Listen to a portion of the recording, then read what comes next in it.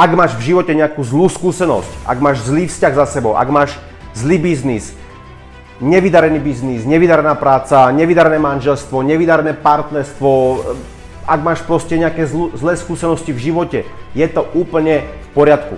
Týmto videom ťa chcem ukľudniť, je to úplne v poriadku. Mechanizmus života je nastavený tak, že my jednoducho máme nejaké zlyhania. Človek, ktorý zlyháva v živote, ale pracuje na sebe a maká a ide cez tie prekážky, stáva sa úspešný, stáva sa silnejším, pretože človek je silný vtedy, ak proste veľakrát padne.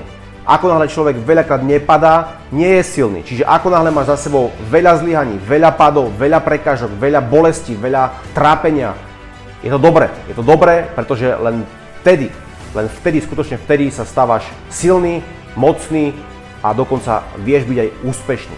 Zdieľaj toto video ďalej medzi tvojich kamarátov a priateľov, daj like a napíš mi do komentu, či máš za sebou nejaké zlyhanie.